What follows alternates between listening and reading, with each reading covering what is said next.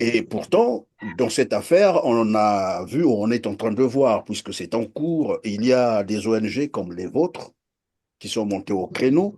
Et d'ailleurs, tout à l'heure, on va en parler. Vous avez même demandé l'expulsion de l'ambassadeur rwandais au Congo-Brazzaville. Il y a, c'est vrai, des politiques, mais il y a aussi la population qui s'exprime sur cette question jugée sensible et tendancieuse, mais surtout périlleuse pour le Congo-Brazzaville, parce que c'est quand même une question qui menace la sécurité et la souveraineté territoriale du Congo. Alors, Denis Sassou Nguesso pense qu'il y a là une dose de manipulation politicienne. Comment interpréter cela, Bertrand? Ben, Christian, tu sais que ce n'est pas sa première sortie médiatique dans laquelle le président de la République pense que c'est de la manipulation. Vous vous souviendrez qu'au Rwanda, lors d'une visite officielle, aux visites de travail, le président disait que le peuple congolais n'a pas encore compris, mais ils finiront par comprendre. Et le disant, je pense que le président de la République euh, veut montrer à la face du monde que son peuple n'est pas mature et il faut l'expliquer, il faut lui faire, comme disait l'ambassadeur du Rwanda, de la pédagogie. Et donc, comprenez seulement par là que nous sommes dans le même sillage. Le président de la République est en train de forcer les choses, toujours dans cette quête de légitimité et euh, quitte à commettre des erreurs aussi graves. Parce que je le disais tantôt, lorsque un gouvernement a commis une erreur, c'est Fossa qui le disait, il lui reste qu'un seul réflexe, c'est de persévérer dans l'erreur. Rockelo Jonzobo, les Congolais seraient devenus rwandophobes. Vous voyez? Donc, je pense que ce sont des propos malencontreux et désolants. Alors, évidemment, vous avez pris un exemple qui interpelle. Ça veut dire que lorsque le chef d'État du Congo, donc Denis Sassou Nguesso, qualifie les Congolais de rwandophobes, cela évidemment veut dire que dans 2 matins, quand les Congolais vont se retrouver au Rwanda, ils seront considérés comme des ennemis.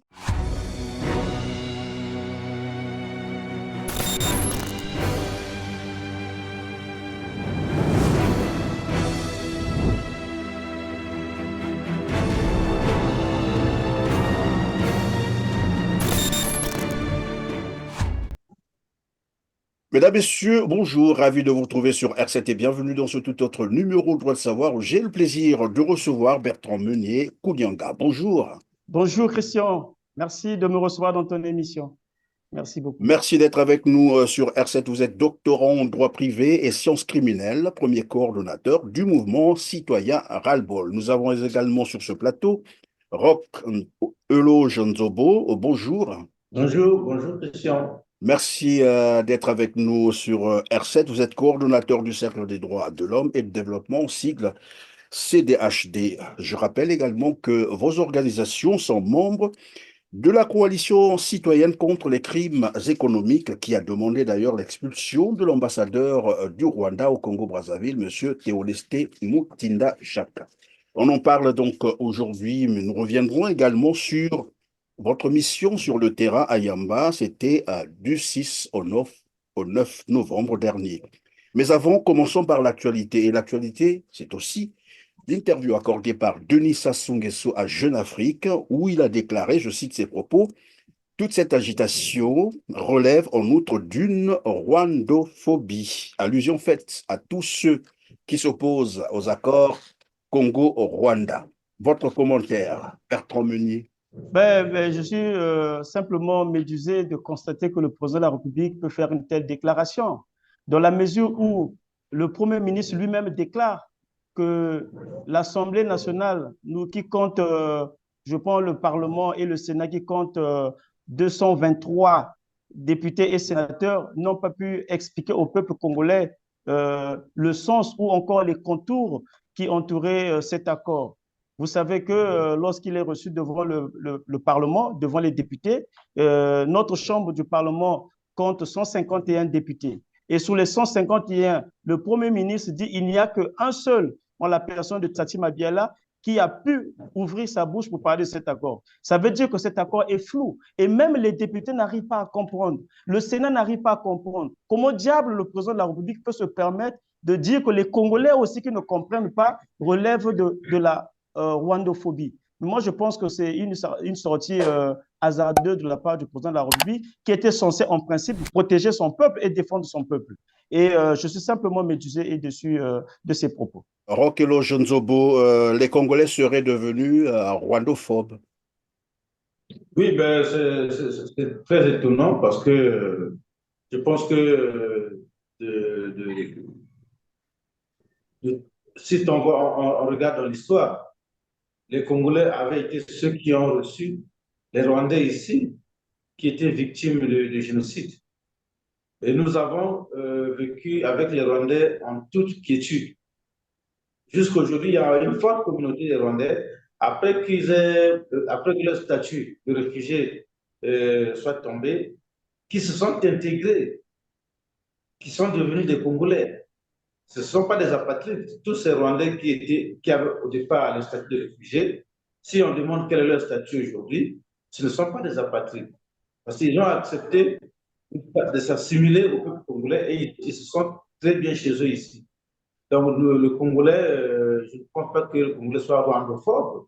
Et en plus, un chef du village ne veut pas jeter en pâture sa population parce qu'elle s'est exprimée contre des accords qu'elle ne comprend pas. Je pense que j'aurais été plus heureux d'entendre le dire qu'il va nous faire de la pédagogie, comme a dit l'ambassadeur rwandais. Ça nous l'aurions peut-être accepté, mais juste à dire que nous sommes des rwandophobes, alors là, je pense il y a de la réflexion. Hein. On doit réfléchir pour comprendre comment est-ce que le président peut dire de telles choses, d'autant plus que c'est lui qui est le garant, c'est lui qui est le garant de du pays. C'est lui qui représente le pays. Il est le premier magistrat suprême et en tant que tel, il ne peut pas jeter en pâture la population auprès d'autres. Ça veut dire quoi? Ça veut dire que si aujourd'hui un Congolais va au Rwanda, ben, on dirait que voilà, l'ennemi à battre, c'est un rwandophone. Vous voyez? Donc je pense que ce sont des propos malencontreux et désolants. Alors, évidemment, vous avez pris un exemple qui interpelle. Ça veut dire que lorsque le chef d'État du Congo, donc Denis Sassou Nguesso, qualifie les Congolais de rwandophobes, cela évidemment veut dire que dans 2 matins, quand les Congolais vont se retrouver au Rwanda, ils seront considérés comme des ennemis, un peuple ennemi au Rwanda, au Rwandais, c'est ce qu'il faut dire. Bertrand Meunier, est-ce qu'on peut penser que finalement, Denis Sassou Nguesso a faim d'oublier l'article 25 de la Constitution congolaise? Bien entendu, puisque l'article 25 de la Constitution garantit la liberté d'expression à tous les Congolais, il dit bien, je cite, tout citoyen congolais est libre de s'exprimer par la parole, les écrits ou tout autre support de communication. La liberté d'expression est garantie, la censure est prohibée. Et donc, les Congolais devraient être libres de s'exprimer sur les enjeux de l'heure, les enjeux économiques, les enjeux sociaux. Et diable, pourquoi le président de la République pense que le fait que ces citoyens se sont exprimés sur une question qui les intéresse et qu'ils deviennent des rwandophobes.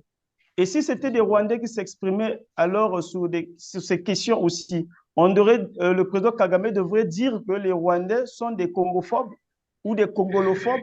Moi, je pense que le président de la République qui est censé nous protéger aussi les Congolais qui sont à l'intérieur du pays que les Congolais qui sont à l'étranger, parce qu'on ne va pas aujourd'hui nier qu'au Rwanda, on peut retrouver des Congolais. Nous avons des étudiants qui sont allés faire les études au Rwanda. Et lorsque le président de la République pense que nous sommes rwandophobes, eh bien, il expose ces citoyens qui sont au Rwanda en même temps.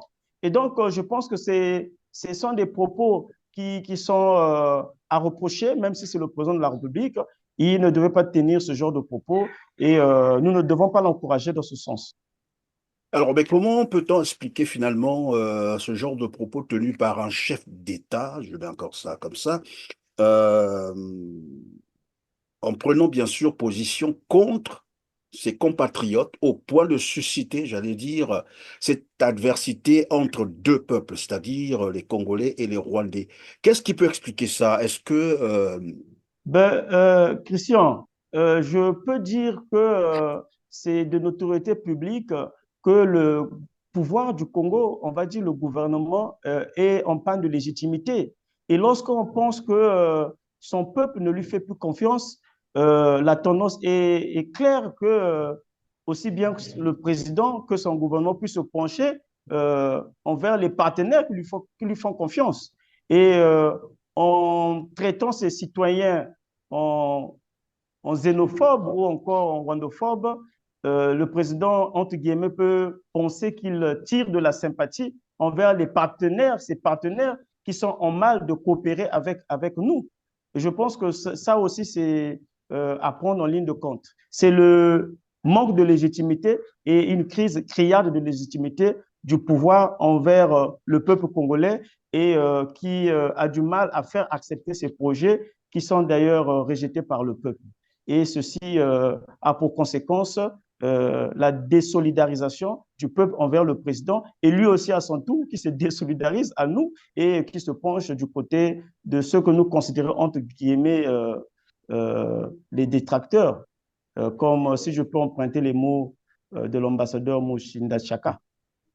Alors, Roquelouge, est-ce que dans tout ça, on peut y voir également une sorte de manipulation politicienne? Parce que finalement, est-ce que c'est pour les raisons politiques où ils pensent que, bon, comme a dit d'ailleurs tout à l'heure Bertrand Meunier, que se sentant un peu abandonné ou rejeté par les Congolais, il se dit, ben moi, pour préserver le pouvoir, conserver le pouvoir, il me faut d'autres partenaires et donc il faut se pencher vers le Rwanda ou voilà. Ce qui est certain, c'est que par cette déclaration, le président de la République a pris parti pour le Rwanda contre son peuple. Alors, je ne peux pas trouver une autre justification que des stratégies politiques. C'est dommage parce que euh, un chef ne peut pas s'exprimer de telle façon euh, contre son peuple, l'exposer de la sorte, s'il n'y a pas un intérêt caché. Donc, il peut avoir une justification objective d'une telle prise de position. Je n'ai jamais vu dans aucun pays un président de la République exposer son peuple contre d'autres, contre un autre peuple. Quelle que soit la situation, comme on dit chez nous en Afrique, le linge sale se lave en famille. Alors, on ne peut pas comme ça, en public, et surtout le chef de l'État, jeter en Ah, pâture son peuple oui. sans qu'il y ait un autre intérêt caché. C'est Alors pas donc, on possible. comprend très bien que, il y a anguille sous roche parce que rien ne peut justifier évidemment une telle sortie médiatique, mais surtout pas d'un chef d'État comme tel. Alors, abordons spécifiquement les accords de cession de terre. Il a déclaré qu'il y a une dose de manipulation politicienne. Et pourtant, dans cette affaire, on a vu, on est en train de voir, puisque c'est en cours, il y a des ONG comme les vôtres qui sont montés au créneau. Et d'ailleurs, tout à l'heure, on va en parler. Vous avez même demandé l'expulsion de l'ambassadeur rwandais au Congo-Brazzaville. Il y a, c'est vrai, des politiques, mais il y a aussi la population qui s'exprime sur cette question jugée sensible et tendancieuse, mais surtout périlleuse pour le Congo-Brazzaville, parce que c'est quand même une question qui menace la sécurité et la souveraineté territoriale du Congo. Alors, Denis Sassou Nguesso pense qu'il y a là une dose de manipulation politicienne. Comment interpréter cela, Bertrand? Christian, tu sais que ce n'est pas sa première sortie médiatique dans laquelle le président de la République pense que c'est de la manipulation. Vous vous souviendrez qu'au Rwanda, lors d'une visite officielle, aux visites de travail, le président disait que le peuple congolais n'a pas encore compris, mais ils finiront par comprendre. Et le disant, je pense que le président de la République euh, veut montrer à la face du monde que son peuple n'est pas mature et il faut l'expliquer, il faut lui faire, comme disait l'ambassadeur du Rwanda, de la pédagogie. Et donc, comprenez seulement par là que nous sommes dans le même sillage. Le président de la République est en train de forcer les choses, toujours dans cette quête de légitimité et euh, quitte à commettre des erreurs aussi graves. Parce que je le disais tantôt, lorsque un gouvernement a commis une erreur, c'est Frossard qui le disait, il lui reste qu'un seul réflexe, c'est de persévérer dans l'erreur. Donc le président est en train de persévérer et à nous faire avaler cette pilule amère que nous refusons d'avaler. Et bon, voilà, il continue à vautrer dans ça et c'est dommage, simplement dommage. C'est vraiment dommage, vous avez dit. Alors, il a aussi rappelé que depuis plus de 15 ans, des Sud-Africains noirs et blancs bénéficient des terres dans le département de la Bouenza et qu'ils n'ont jamais emporté ces terres en Afrique du Sud. Est-ce une manière de vous accuser Non, comment on mais appellerait ça, de Christian, deux poids, deux mesures? non, Christian, le contexte n'est pas le même. L'Afrique du Sud a une expérience avérée en matière d'agriculture. Et l'Afrique du Sud est un partenaire sûr parce que nous voyons comment ce pays est classé sur le top 10 des pays agricoles d'Afrique. Et l'Afrique du Sud n'a pas acquis des terres proches des frontières avec la RDC. L'Afrique du Sud aussi ne menace pas un pays voisin avec lequel nous partageons une histoire, nous partageons la tradition et nous partageons aussi des liens qui sont aussi parfois des liens familiaux. Et donc, je pense que le contexte n'est pas le même. Le président de la République ne pouvait pas comparer l'Afrique du Sud au Rwanda. Le Rwanda, c'est un petit pays qui, de sa superficie, mesure, je pense, 26 335 km². Et l'Afrique du Sud, c'est un géant africain. Et donc, nous avons beaucoup à gagner à coopérer avec l'Afrique du Sud qu'avec le Rwanda. Parce que dans les domaines dans lesquels le Rwanda vient signer des accords avec le Congo, mais le président ne pourra pas nous démontrer que le Rwanda a de l'expertise dans ces domaines. Et donc, je pense qu'il n'y a pas match, il n'y a pas comparaison à faire, sauf à avoir anguille sous roche, comme vous venez de le dire tout à l'heure. Alors, Eloge Ndobo, est-ce que vous avez aussi l'impression, comme d'autres, hein, certains observateurs de la vie, bien sûr, politique du Congo, qui pensent que finalement, ou apparemment, Denis Sassou Nguesso est allé beaucoup trop loin dans cette affaire de cession des terres, c'est-à-dire qu'il aurait pris beaucoup trop d'engagements, qu'il n'arrive plus à reculer. Finalement, il est là à un point de non-retour, il est obligé de tenter de se justifier, de se défendre, mais de la manière la plus maladroite, parce qu'on ne peut pas comprendre. C'est ce qu'on était en train de dire tout à l'heure, on ne peut pas quand même qualifier ses compatriotes, son peuple, de rwandophobe. C'est aussi grave qu'on pouvait bien sûr l'imaginer, et puis penser que finalement, il y a une manipulation politicienne. Est-ce que c'est parce qu'il serait allé trop loin dans ces accords-là qu'il ne peut plus reculer? Le problème, c'est que, voilà, tout le temps, je ne comprends pas même le langage du gouvernement. Tantôt, on dit oui, il y a eu session, il n'y a pas eu session. Il y a les accords, oui, mais les accords sont connus, les accords sont inconnus. Les contrats subséquents. Oui, sérieusement, pourquoi est-ce que ces accords ne sont pas passés par le schéma classique? Pourquoi est-ce qu'ils n'ont pas été présentés à l'Assemblée et au Sénat avant d'être promulgués par le président de la République dans le journal officiel, comme prévoit la loi? Pourquoi est-ce qu'il n'y a pas eu... Parce que déjà, il y a même, par exemple, le problème de la réciprocité. Est-ce que le Rwanda, dans sa constitution, n'interdit pas la cession des terres? Pourquoi est-ce que le Rwanda interdit la cession des terres et nous devions céder nos terres au Rwanda? Je crois que c'est autant de paramètres qui ont en ligne de compte, ce qui fait que le peuple congolais, la majorité de la population congolaise, dans tous les départements du Congo, même dans la cuvette, la majorité de la population congolaise a des hésitations où le Rwanda est considéré comme un pays agresseur qui est en train d'envahir un pays voisin avec qui nous avons des liens d'amitié, des liens familiaux, comme des liens culturels. Et cela justifie tout simplement la raison de notre réticence. Et c'est pour cela que on ne peut pas parler de manipulation dans ce contexte. Il y a des raisons tout à fait objectives qui pousse la majorité de la population congolaise à être réticente envers ces accords. Non seulement du fait qu'il y a il n'y a pas la transparence, mais aussi par rapport à l'attitude de ce pays envers les. Alors, Maître Bertrand Meunier, on va s'intéresser un peu sur un aspect de droit, bien entendu, parce que finalement, nous avons tous noté, je ne sais pas si vous aussi vous l'avez constaté, que depuis un certain temps, on note un peu du mensonge, pas un peu, on va dire le mensonge, c'est ça d'ailleurs. C'est le mensonge, la manipulation, et là, on est passé finalement à une autre phase, c'est l'intimidation. Parce que dire que les Congolais sont rwandophobes, c'est une forme d'intimidation. Et ce n'est pas sérieux, vous l'avez démontré tout à l'heure.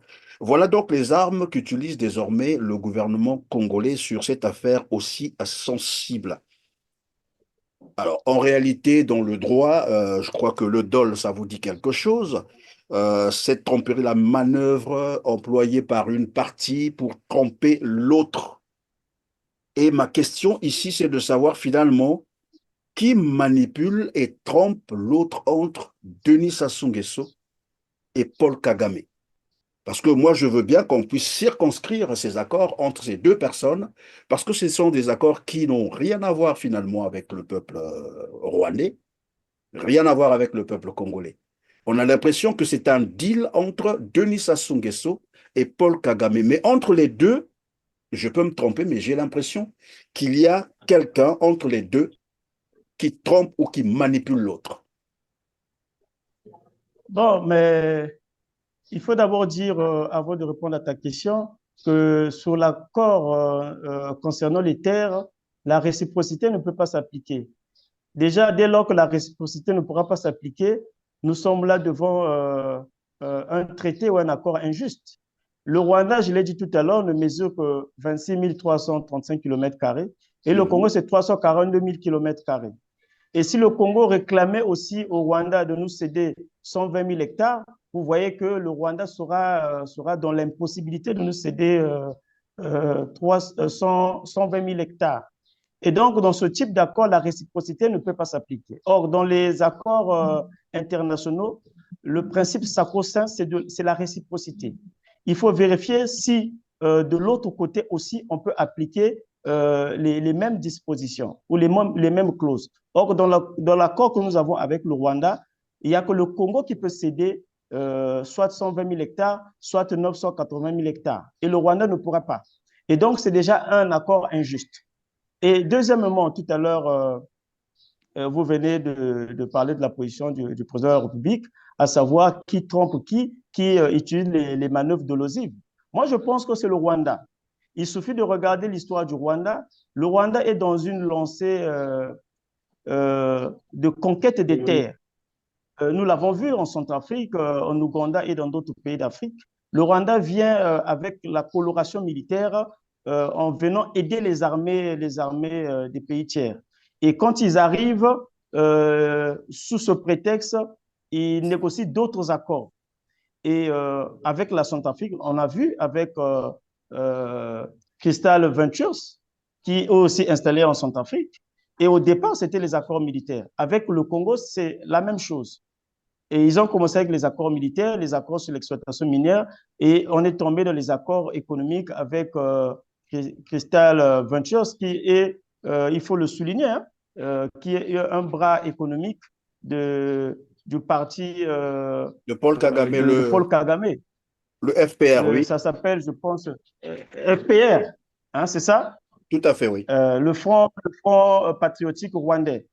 Et donc, je pense que le Rwanda utilise les manœuvres dolosives pour acquérir des terres et pour étendre son influence aussi bien en Afrique centrale, pourquoi pas en Afrique tout entière. Et c'est notre président ou notre gouvernement qui s'est fait avoir. Mais autour de ça, il y a aussi beaucoup de polémiques qui se greffent. On a vu un Angolais, le nom m'échappe, qui est installé en RDC, qui parlait de Denis Christel Sassou Nguesso, qui était allé négocier des accords Vous parlez en Angola, ça n'a pas de marché. Laurent Sokoko, qu'on l'appelle, oui. Laurent Sokoko, bien, voilà, c'est cela. Il a négocié, ça n'a pas marché. Il est allé vers le Rwanda négocier aussi peut-être son installation au pouvoir et en contrepartie, donner tout ce qu'il est en train de donner. Parce qu'il faut reconnaître que les accords ont commencé avec Denis Christophe Sassou Nguesso, qui aujourd'hui ne se prononce plus sur ces questions. Et donc, il y a beaucoup de soubresauts, il y a beaucoup de zones d'ombre qu'il faut scruter. Et je pense qu'on ne peut pas, aujourd'hui, à l'état actuel des choses, saisir toute la quintessence de cet accord. Mais dans les jours à venir, maintenant que nous continuons à suivre, nous vous signalons que nous allons mettre en place un observatoire de suivi de ces accords. Nous allons les suivre au quotidien jusqu'au dénouement et nous saurons qu'est-ce qui était caché derrière. Soit c'était le coup d'État que Denis Christophe Sassou Nguesso veut préparer contre son père, ou c'est le Congo, ou c'est le gouvernement congolais par le truchement de son président de la République ou de son premier ministre, pris par la déliquescence de l'économie qu'ils ont mis au lambeau, qui veut vendre le Congo. Et donc, nous serons tout ça dans un avenir proche. Alors voilà, vous parlez donc d'un observatoire de suivi des accords entre le Congo et le Rwanda. Venons-en donc à la demande d'expulsion de l'ambassadeur Théoneste Mutinda Chaka que vous avez formulée à l'endroit du gouvernement congolais. Est-ce qu'on peut revenir d'abord sur les raisons? Pourquoi? Christian, vous vous souviendrez que le ministre des Affaires étrangères était reçu en audience le 11 juillet dernier et il était porteur d'une lettre de Paul Kagame. Et Paul Kagame demandait au président de la République du Congo-Brazzaville, son Excellence Denis Sassou Nguesso, à soutenir le candidat du Rwanda à la tête De de l'OMS? l'OMS en Afrique. Et ensuite de cela, il revenait sur la polémique qui a été suscitée par cet accord au niveau de l'opinion nationale congolaise. Et au sortir de cette audience, le ministre s'est permis de dire que cette polémique a été créée, entretenue et alimentée par l'opposition congolaise qui est, entre guillemets, contre les réalisations du président de la République et les réalisations de son gouvernement. Et moi, nous pensons, en le disant, le ministre des Affaires étrangères de la coopération internationale avait touché barre.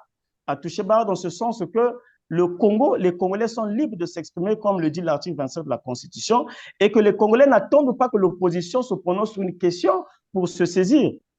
Donc, il faut Et rappeler aussi que cette question... pardon, Bertrand Meunier, pendant que vous êtes en train de répondre, je vais donc proposer à nos téléspectateurs un extrait, bien sûr, de ces propos hein, du ministre des Affaires étrangères rwandais au sortir, bien sûr, d'une audience que lui avait accordée à Denis Sassou Nguesso. Suivez. J'ai dit à son Excellence, Monsieur le Président, qu'il s'agit bien entendu d'une polémique qui a été créée, entretenue par des groupes politiques pour s'en prendre au Président, à ses réalisations et au gouvernement, mais que nous, gouvernement rwandais, nous sommes prêts vraiment à faire cette pédagogie pour expliquer la nature exacte de nos accords. En colportant des propos comme ça, nous avons considéré que c'était des propos injurieux envers le peuple congolais, qui d'ailleurs, le Congo, je peux citer aujourd'hui, est parmi les pays les plus scolarisés d'Afrique. Et dire que pour que les Congolais s'expriment, il faut que ce soit à l'issue ou bien à la suite de la manipulation de l'opposition, c'est une insulte contre le peuple congolais. Parce que à tout moment que les choses ne marchent pas, les Congolais s'expriment. Lorsque le président de la République a voulu changer la Constitution, mais il a convoqué le peuple congolais par référendum. Aujourd'hui, le président ne dira pas que le peuple n'était pas assez mature pour aller s'exprimer sur le changement ou non de la Constitution. Pourquoi diable aujourd'hui, lorsque les Congolais veulent dire non contre ces accords, on pense que ce peuple n'est pas mature? Et donc, c'était une insulte contre le peuple congolais, qui est d'ailleurs consulté pendant les échéances électorales, qui est consulté pendant les référendums, et qu'aujourd'hui, maintenant que ce peuple s'exprime contre cet accord et qu'on dise que ce peuple n'est pas mature et que ce peuple est manipulé par l'opposition congolaise, nous avons pensé que c'était une insulte. Mais ça ne s'est pas arrêté là. Il y a eu une deuxième sortie que nous avons considérée comme hasardeuse. C'est la sortie de l'ambassadeur rwandais accrédité au Congo en la personne de Théoneste Mutinda Chaka, qui, lui, dans un point de presse, dans un média certainement de son pays, dit que ceux qui s'expriment contre cet accord ou ceux qui sont contre cet accord sont des détracteurs de la coopération rwando-congolaise. Et il Euh, complète encore en disant pardon, qu'il va c'est faire toujours, avec le gouvernement. pardon, Bertrand, c'est toujours bien de proposer ces extraits pour une bonne appréciation par nos téléspectateurs. Et voici donc un extrait de cette déclaration des propos de l'ambassadeur rwandais au Congo, au Brazzaville, qui estime que l'opposition congolaise est en train d'intoxiquer les jeunes Congolais sur cette affaire des accords entre le Congo et le Rwanda. Suivez. Les Congolais ne peuvent pas être contre leurs intérêts. Ces projets, les deux projets dont je viens de vous parler, vont être les premiers bénéficiaires, ce sont des Congolais. Tout simplement, il y a les groupes, je ne sais pas leurs intérêts, mais on peut lire entre les lignes leurs intérêts.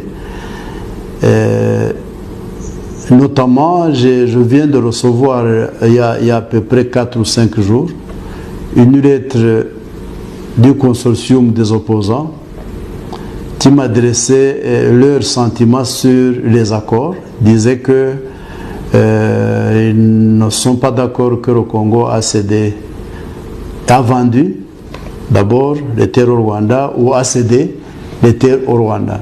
Donc, ces opposants se sont montrés.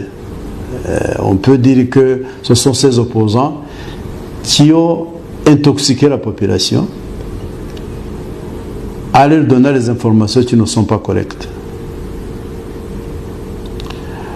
Je pense que le gouvernement a commencé à expliquer le contenu de ces accords. Nous aussi, nous allons continuer à travailler de concert avec le gouvernement pour faire la pédagogie et montrer aux Congolais, surtout aux jeunes Congolais. Cette année, Son Excellence Denis Sassou Nguesso a baptisé cette année l'année de la jeunesse. Et je demanderai à la jeunesse congolaise de ne pas écouter ce que les gens qui veulent les intoxiquer. Voilà, Bertrand, c'est là donc les propos Et, de l'ambassadeur. Vous pouvez continuer. mais ces propos sont discourtois, ces propos sont injurieux et ces propos sont téméraires. Et là, je ne vois pas l'ambassadeur du Rwanda accrédité au Congo. Je suis en train de voir un militaire, un général rwandais en conquête des terres au Congo.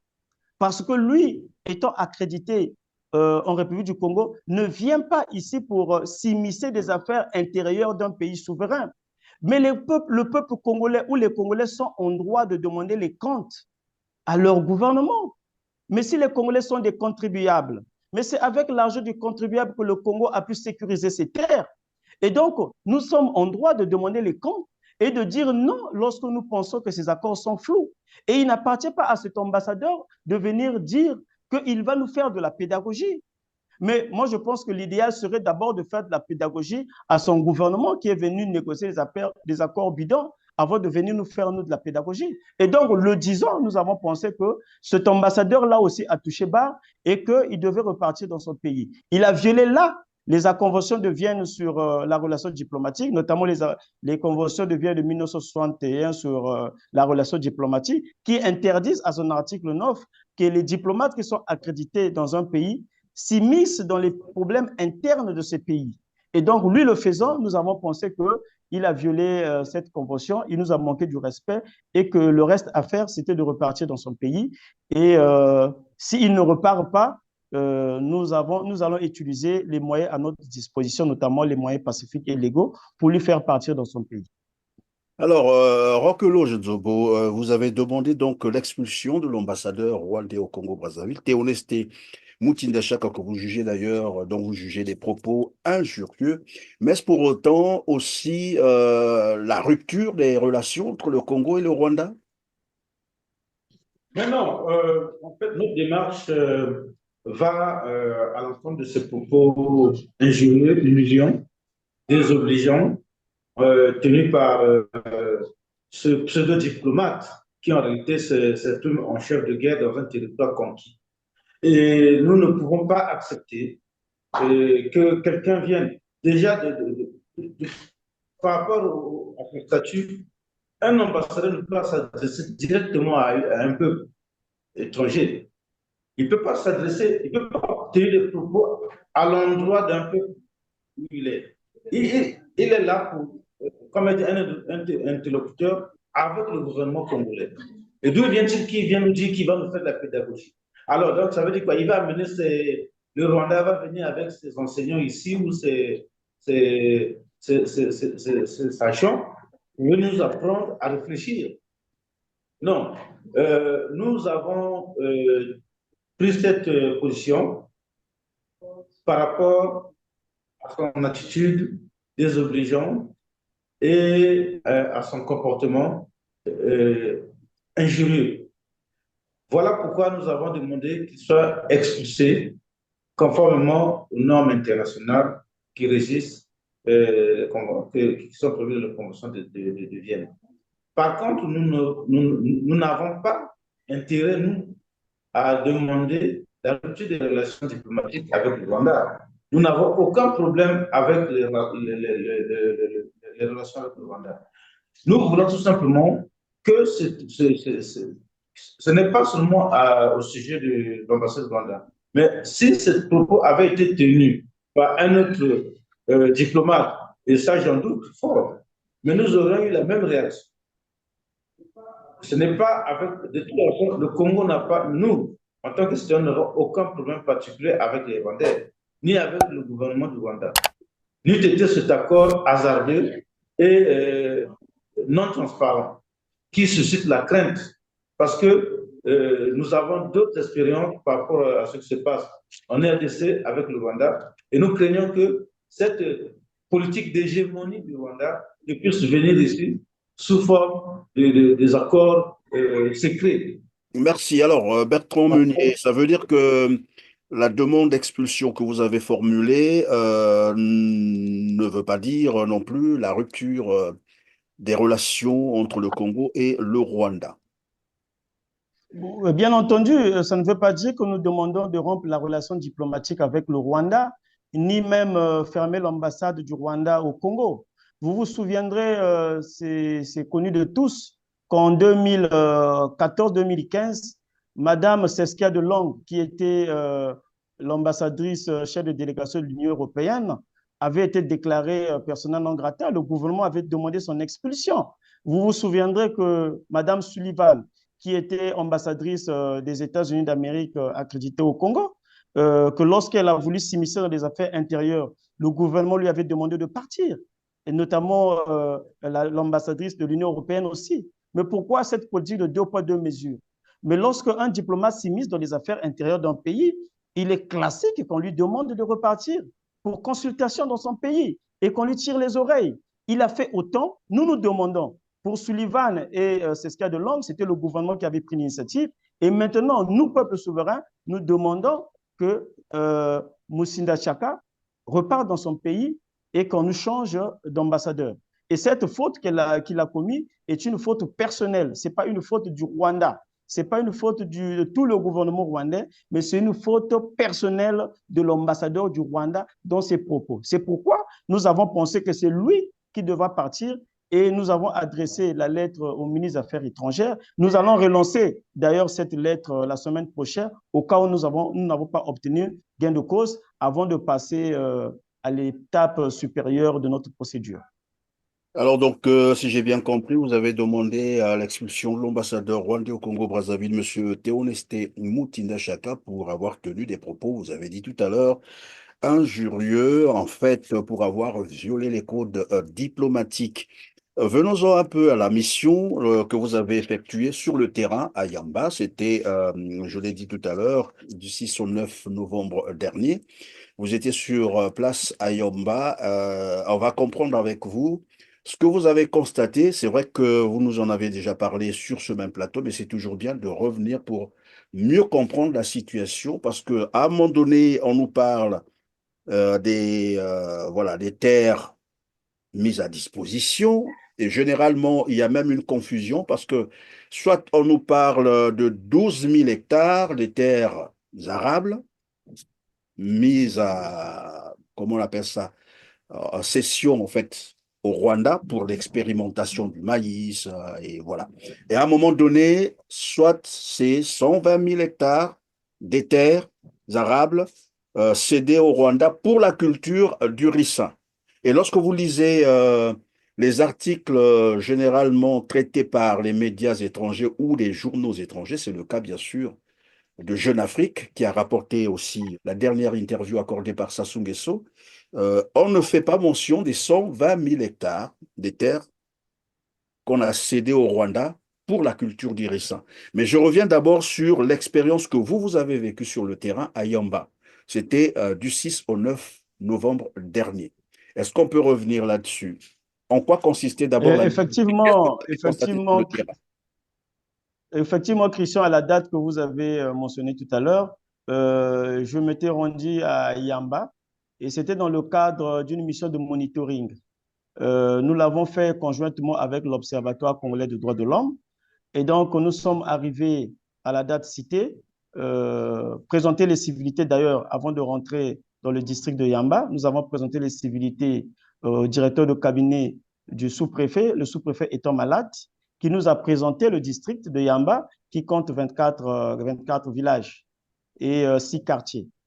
Et après avoir présenté les civilités, nous nous sommes rendus à Massangi. Massangi, c'est un village à 17 km de Yamba. Effectivement, là où nous avons rencontré les Rwandais. Les Rwandais sont à Massangi, mais un peu à 1 km, hein, 1 ou 2 km de Massangi, dans les roches de, bon, entre guillemets, on disait que ces terres, à l'époque, étaient exploitées par une société qu'on appelait Sonel, Société nationale d'élevage, et que cette société avait abandonné quand elle avait périclité. Et les bœufs qui étaient là-bas étaient transportés entre guillemets, à Oyo.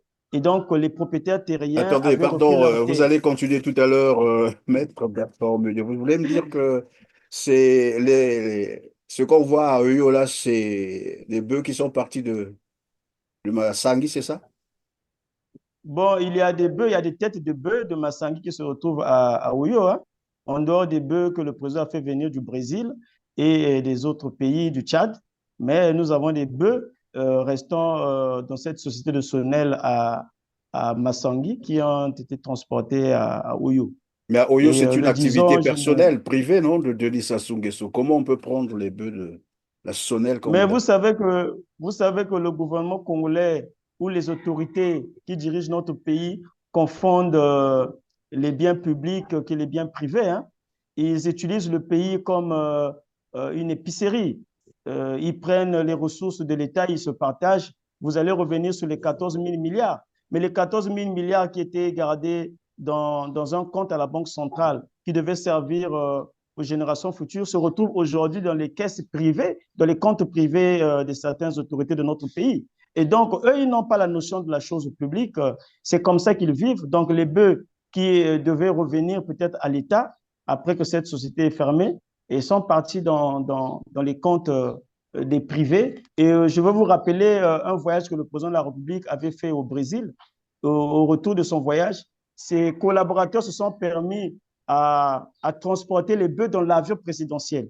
Heureusement que le pilote avait signalé que l'avion ne pouvait pas décoller parce que les charges étaient en Permettez-moi de surcharge, rire, je sais alors pas, excusez-moi j'apprends. la tautologie. Et donc, ils n'ont pas la notion de la chose publique. C'est comme ça ils confondent les biens de l'État et les biens privés. Et donc, revenons sur la ranche Oui, de De Massangi. Massangi, oui. Ces terres appartenaient à deux familles, c'est la famille Kimpungi et la famille Ntala. Et donc, lorsque la société Sonel est partie, ces familles ont repris les terres et vous allez retrouver même des cimetières sur ces terres, les cimetières de ces familles sur ces terres. Et ils ont commencé à exploiter contre toute attente. Ce jour où les autorités sont arrivées, il y avait la présence de l'ambassadeur du Rwanda accrédité au Congo, il y avait le préfet du département, il y avait le sous-préfet, il y avait le député de la circonscription, et c'était une grande fête pour installer les Rwandais. Donc, ils ont été installés et on les avait même intimidés leur disant que vous devez les laisser exploiter les terres dans la paix, dans la quiétude, parce que c'est le président de la République qui les envoyait ici. Et si vous ne voulez pas la guerre, laissez-les tranquilles. Et donc, ils ont été installés, je pense que c'était en début 2022 ou en fin 2021, juste après ces accords. Donc aujourd'hui, je suis quand même un peu étonné d'entendre le ministre de la Communication, porte-parole du gouvernement, M. Lézin Thierry Mongala, dire qu'il n'y a pas encore début d'exécution et que jusqu'au 8 décembre, s'il n'y a pas exécution, les accords vont tomber. Mais diable, de qui se moque-t-on? Mais j'ai vu les Rwandais, j'ai des photos avec des Rwandais. Nous avons discuté avec ces Rwandais qui étaient dans le site. Ils ont commencé à exploiter. Ils nous ont dit qu'ils ont même déjà commencé à exporter la maïs. Et donc, il y a déjà eu début d'exécution, sauf que les accords sont flous. Ils n'ont pas pu nous expliquer.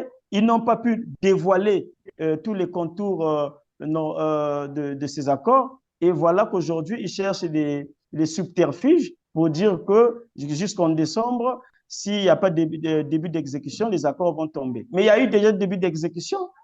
Oui, mais dans le même Donc, sens, évidemment, on a arrêtez vu également le Premier ministre Anatole Koliné-Makosso aller sur le terrain pour vouloir démontrer à l'opinion congolaise que finalement, il n'y avait pas des Rwandais sur le terrain. Non, ben, il y avait des Rwandais, puisque je veux vous transmettre les photos. J'ai pris des photos avec les Rwandais qui étaient dans les sites. Nous avons discuté. J'ai même produit un rapport à cet effet. Les Rwandais sont arrivés là-bas depuis longtemps. Aujourd'hui, ça fait 2 ans qu'ils sont installés là-bas. Et il y a des ingénieurs rwandais qui travaillent. Là où j'ai visité, c'était 300 hectares qu'ils exploitaient déjà. Ils exploitaient la maïs. Et c'est dans le cadre de l'accord cadre de coopération et de la promotion des investissements entre nos deux pays. Donc, on ne va pas aujourd'hui Alors, mentir évidemment, le peuple congolais en disant qu'il n'y a pas de début d'exécution. pardon. Alors, lorsque vous parlez de cette expérimentation, vous avez même dit qu'il y a eu même les premières exportations des produits cultivés là-bas. Et là, nous sommes en 2022, si je ne me trompe, si j'ai bonne mémoire. Et là, Anatole Koliné-Makosso dit le 8 décembre, les accords, en fait, les autorisations express ou provisoires, parce que c'est là tout le problème. Soit tantôt on parle des autorisations provisoires, tantôt ce sont les autorisations express d'occuper les réserves de l'État, mais restons sur les autorisations provisoires d'occuper les réserves de l'État. Mais moi, je, Anat- Je Oui, pense que Anatole. c'est un péché de dire que restons sous les autorisations provisoires parce qu'on ne sait pas qui dit la vérité. Denis Christel Sassou Nguesso, si vous avez l'interview, nous pouvons la revisiter. Denis Sassou Nguesso disait lors d'une interview qu'il s'agissait là des baux amphithéotiques.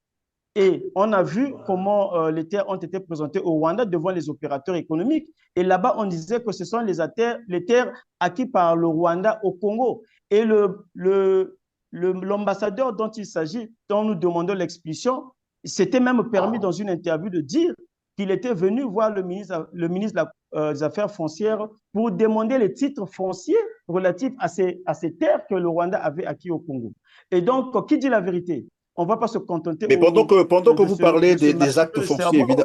pardon, lorsque vous parlez des actes, pendant que vous parlez des actes fonciers que l'ambassadeur rwandais est allé demander à Pierre Mabiala, évidemment, dont le bottin qu'on a remis aux opposants, notamment Clément Mirassa et les autres, il ressort que dans ces documents, il y a également une procédure, selon les accords qu'ils ont lus, il y a, bon, moi je n'ai pas encore vu, mais il y aurait aussi des dispositions telles que il faudra amorcer la demande d'acquisition des titres fonciers. Lorsqu'on parle de Oui, ces ben dispositions, effectivement. oui, lorsqu'on parle de ces Ouais, dispositions, cela effectivement, veut dire qu'il l'acquisition. Moi, y a je, une première, pardon, je vais terminer ma question. Lorsqu'on parle de ces dispositions, c'est-à-dire la procédure ou les procédures de demande d'acquisition des titres fonciers, cela veut dire qu'il y a une première étape qui a été achevée. C'est ce que ça veut dire.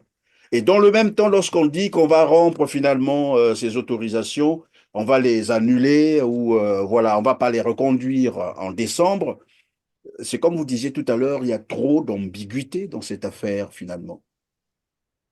effectivement, il y a trop d'ambiguïté. J'ai eu le bonheur d'aller photocopier le bottin que le Premier ministre a donné. Je l'ai ici, le bottin. Je l'ai photocopié.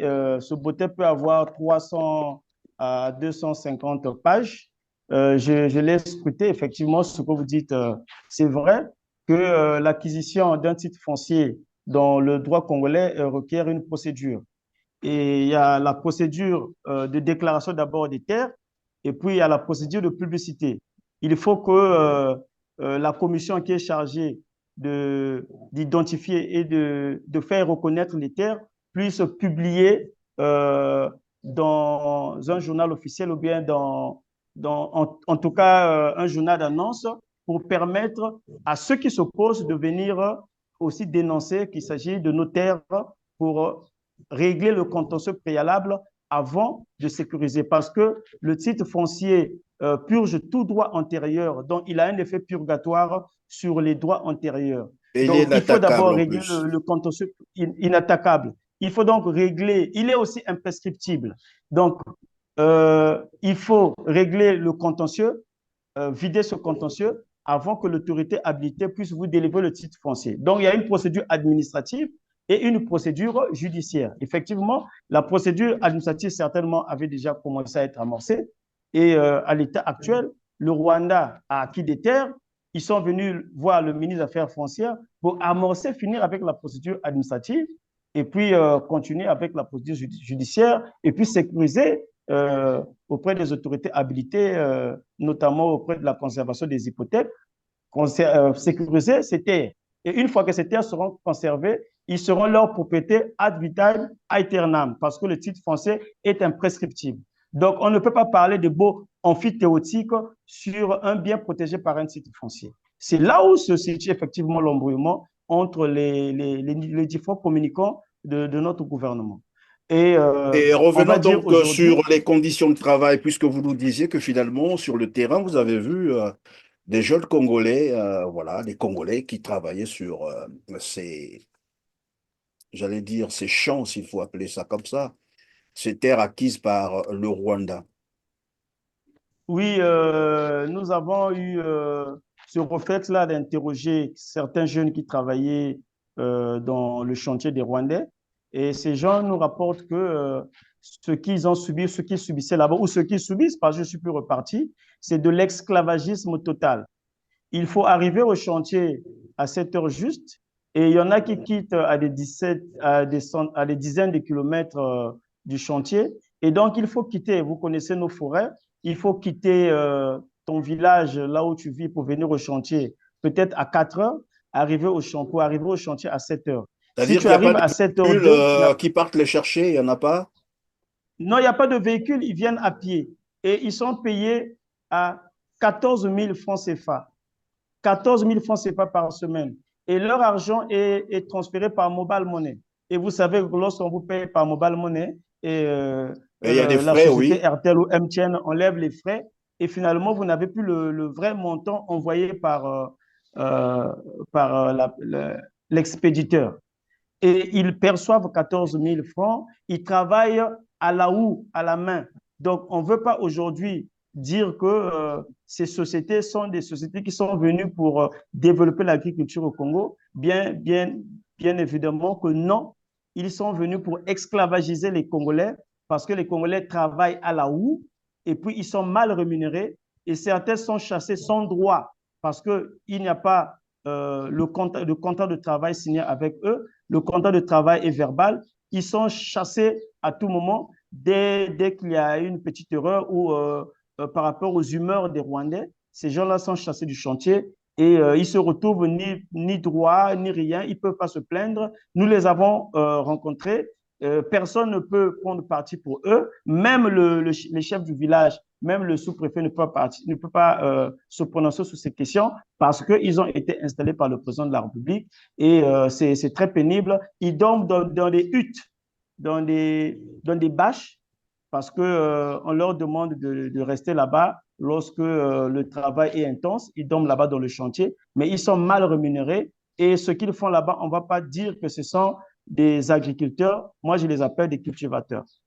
Alors, donc, si j'ai bien compris, ces travailleurs, ces Congolais sont, comme vous l'avez dit tout à l'heure, traités comme, en fait, réduits à l'esclavage. C'est ça ce qu'il faut dire, parce que vous dites qu'il n'y a même pas de base vie là-bas, c'est-à-dire qu'on n'a pas construit les logements pour ces travailleurs et ils doivent quitter chez eux et arriver donc au lieu du travail à 7 heures. D'aucuns partent des lieux un peu éloignés. Vous avez dit 10, 15 kilomètres par là, à pied. Mais en plus, ils sont payés à 14 000, vous avez dit, en dehors des frais qu'il faut, bien sûr, inclus. Voilà, les frais de Mm. transfert. Et quand j'essaie de faire le petit calcul, 14 000, là encore, je n'ai pas encore soustrait les traits, les frais, j'allais dire. Cela me fait 56 000 francs CFA.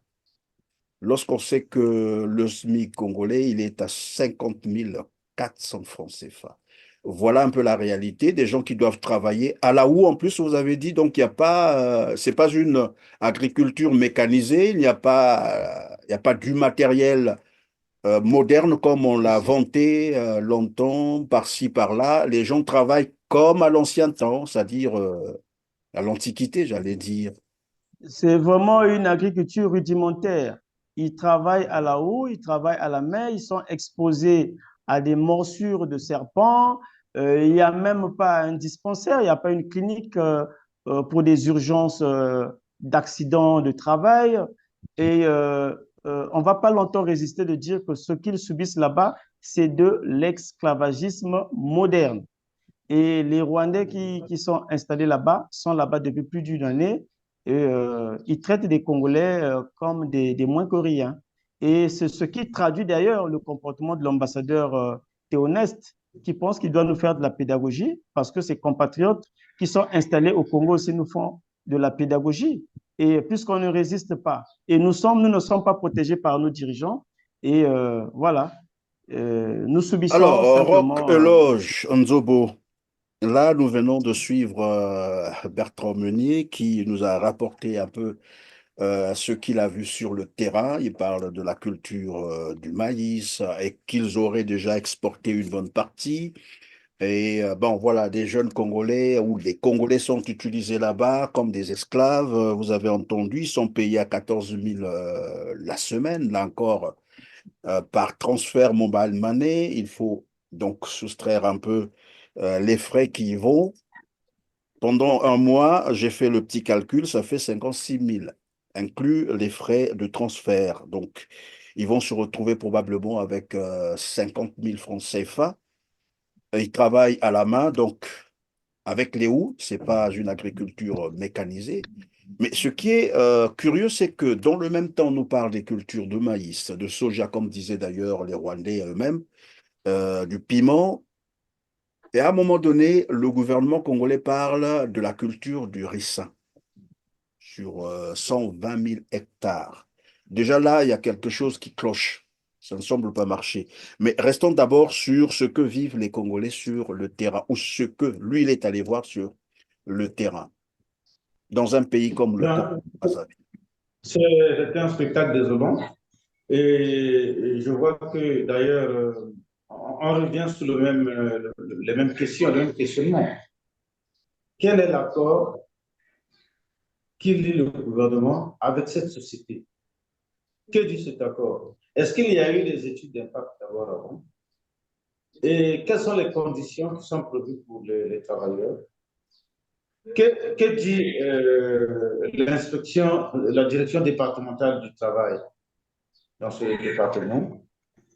Et est-ce qu'il y a eu une consultation des communautés locales par rapport à l'occupation de ces terres? Parce que vous savez, c'est vrai qu'on est en train de parler, oui, des droits, des droits. Mais les droits fonciers coutumiers sont reconnus dans notre pays. Est-ce qu'il y a eu? Parce que comme nous avons vu, nous avons beaucoup d'expérience. Aujourd'hui, par exemple, nous avons euh, des concessions forestières qui sont attribuées. Mais lorsqu'il y a ce processus officiel, il y a une commission qui est mise en place, mais cette commission a également le devoir de rencontrer les ayants droit, les propriétaires fonciers, quand même qu'ils n'ont pas de titre foncier. D'ailleurs, même notre loi, par exemple, prévoit que la loi portant promotion et protection des peuples autochtones prévoit que les populations autochtones, je ne connais pas très bien le contexte là-bas, parce que je n'y ai pas été, s'il y a des autochtones, mais les autochtones ont des droits individuels et collectifs sur les terres qu'elles occupent ou utilisent traditionnellement pour leur subsistance et leur pharmacopée, ou leurs besoins culturels. Et même en l'absence de titre foncier, ces droits sont reconnus. Donc, rien que de ce fait, déjà, il y a un problème en ce qui concerne la question foncière.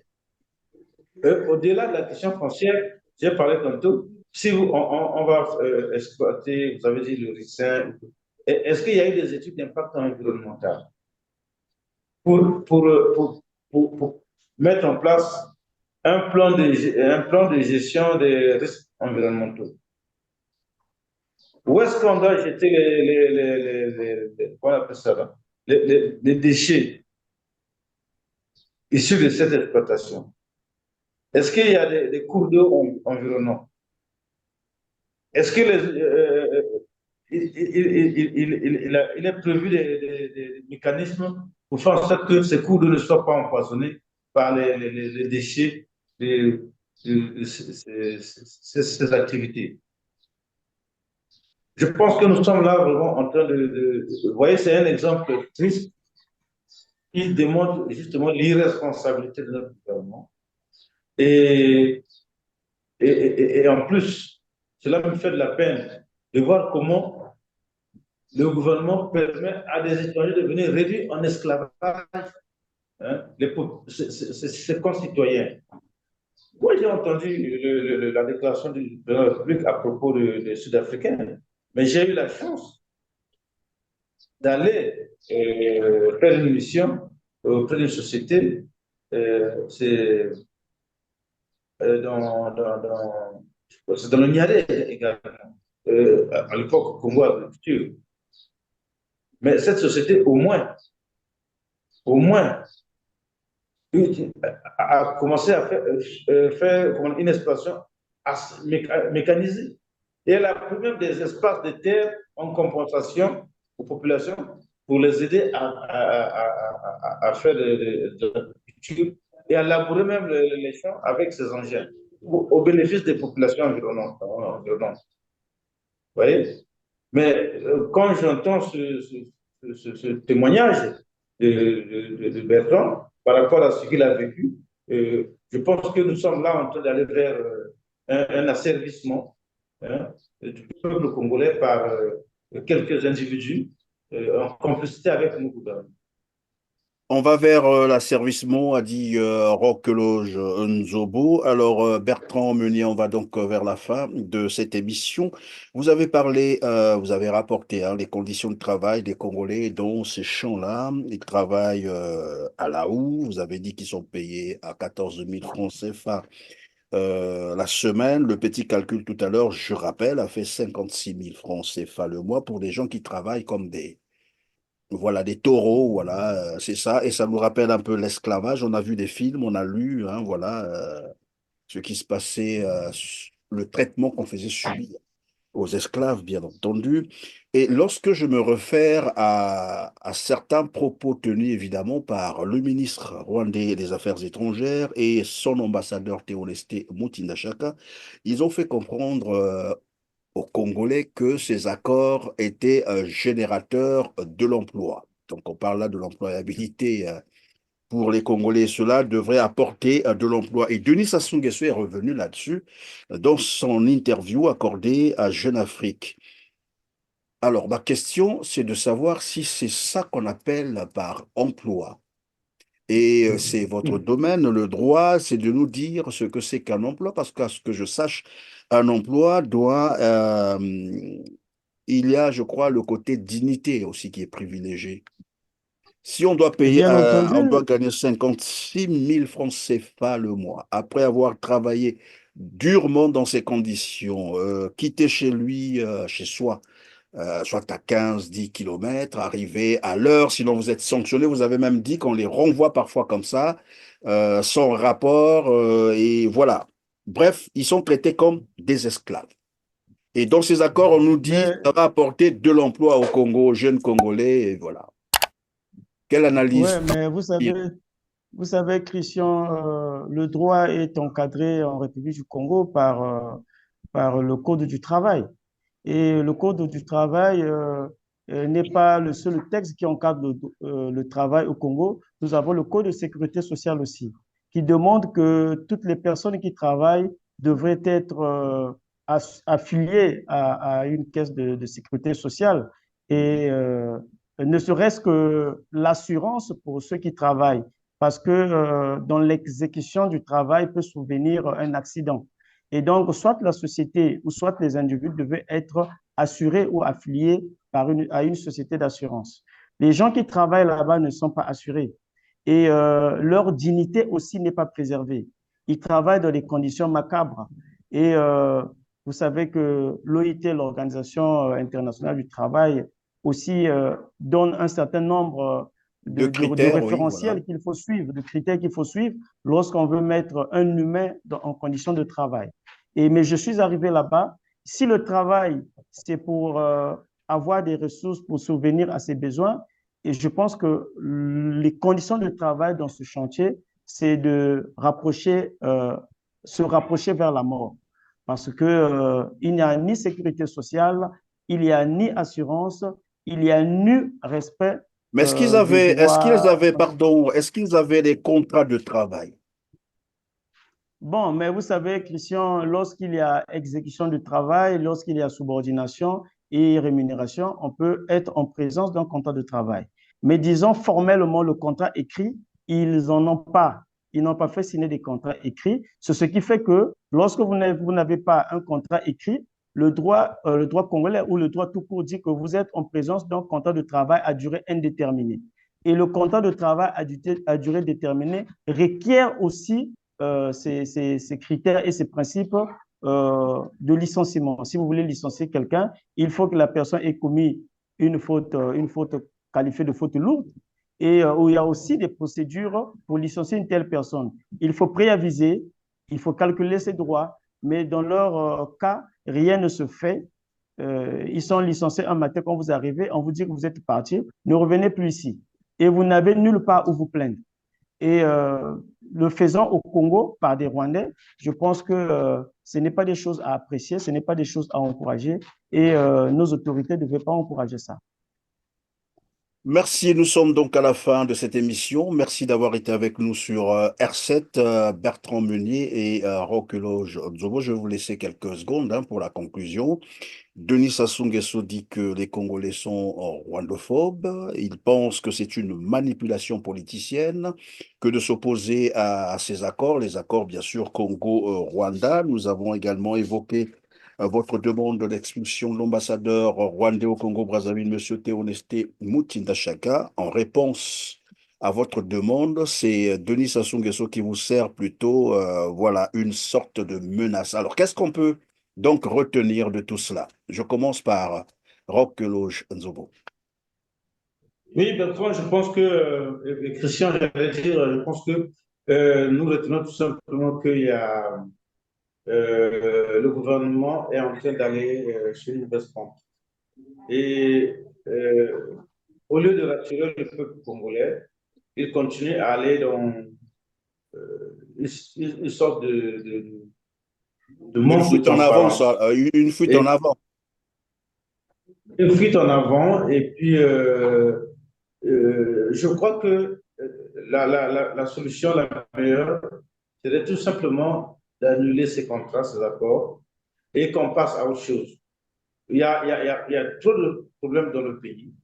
Hein, nous avons beaucoup de problèmes à régler. On n'a pas d'eau, on n'a pas d'électricité, on n'a pas de route. Voilà les vrais débats sur lesquels nous devons faire de l'énergie.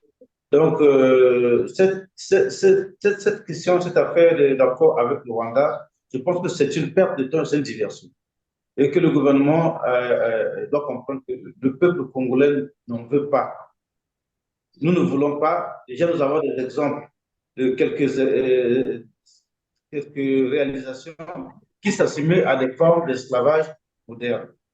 Alors, on ne veut pas aller au-delà parce que je pense que si cela persiste, on va aboutir à des conflits qui n'en valent pas la peine. Nous avons beaucoup de sujets plus importants à régler. Les questions de l'emploi, la santé, l'accès à l'eau, l'électricité, les routes. Nous avons beaucoup de débats, des sujets plus importants à régler et que si le gouvernement se sent incompétent de faire face, de débattre sur ces questions qui sont des questions vitales, alors qu'il ne nous embrouille pas avec ces affaires de contrats flous avec le Rwanda. Voilà ce que Merci je beaucoup, pense. Roquelo Nzobo. Bertrand Meunier, en conclusion, qu'est-ce qu'on retient? Et même s'il fallait vraiment maintenir ces accords, mais avec la culture du ricin, à quoi ça ressemble pour un pays qui importe à hauteur de 700 milliards de francs CFA, rien que pour l'alimentation. Et curieusement, la priorité du gouvernement congolais se tourne vers le ricin. Qu'est-ce qu'on retient? Ben, le ricin, c'est une culture qui appauvrit le sol, hein. Et vous savez que nous avons déjà le carburant que nous exploitons avec le pétrole. Et je pense que la culture du ricin ne devait intervenir que si on n'avait pas déjà le pétrole qui intervient à presque 80% de notre budget. Le ricin, c'est pour, je pense que produire le biocarburant. Et donc, à quoi ça va nous servir si ça viendra que pour appauvrir le sol? Mais moi, je voulais revenir un peu sur le bilan du président de la République. Nous sommes aujourd'hui à 120 jours de l'émergence du Congo parce qu'il avait promis les Congolais que l'émergence devait intervenir en 2025. Aujourd'hui, nous sommes à jour J-120 et nous espérons qu'on va se réveiller le 1er janvier. Le Congo deviendra pays émergent. Le président de la République a un bilan à défendre. Nous sommes à quelques 2 années de la fin de son mandat et il devait se concentrer à rattraper les écarts qu'il a pu creuser par le choix des acteurs qu'il a lui-même nommés pour mettre en exécution son programme de société. Et aujourd'hui, qui semble des yeux de tous les Congolais que ça ne marche pas. Et nous demandons simplement qu'il recule avec cet accord avec les Rwandais et qu'il se concentre à l'exécution de son programme de société. Et il a un bilan à défendre en 2026 et nous y avançons et qu'il ne s'embrouille pas. Et simplement, pour le ministre des Affaires étrangères, nous demandons qu'il expulse ou qu'il réponde favorable à nos desiderata. Nous demandons humblement euh, que l'ambassadeur du Rwanda soit expulsé du Congo parce que ce dernier nous a manqué du respect, nous a insultés. Nous sommes déjà frustrés par le chômage, par le manque d'électricité, comme a dit Roch Elojinzobo. Et ajouter à cela des humiliations qu'on devait essuyer tous les jours. Nous pensons que trop, c'est trop. Et qui se concentre à l'essentiel et que les tomates pourries telles que M. Théonès Mouchinda Chaka devraient repartir dans leur pays. Merci. Merci Bertrand Meunier Kounyanga. Je rappelle que vous êtes doctorant en droit privé et sciences criminelles, premier coordonnateur du mouvement citoyen Ras-le-Bol. Nous étions également avec Roch Elojinzobo, coordonnateur du Cercle des droits de l'homme et du développement, en sigle CDHD. En tout cas, grand merci d'avoir été avec nous sur R7. Nous retenons donc, comme vous l'avez dit, hein, si votre demande n'est pas validée, vous allez continuer le combat jusqu'à ce qu'il parte du Congo-Brazzaville. Je fais là allusion à M. Théonesté Mouti Dachaka qui a violé tous les codes diplomatiques et qui prend les Congolais pour voilà, des naïfs. C'est le cas de le dire, mais bref, il faut rappeler à tout le monde que le Congo ou les Congolais, c'est un peuple mûr, très intelligent et qui peut donc, qui réfléchit, qui sait ce qu'il veut pour lui. Mesdames, Messieurs, merci donc de nous avoir suivis. Comme d'habitude, cliquez sur le petit pouce levé en bas de la vidéo, partagez massivement cette interview, s'il vous plaît. Dites-nous en commentaire ce que vous pensez à des sujets que nous avons abordés au cours de cette émission. On se dit au revoir et à très bientôt. Merci.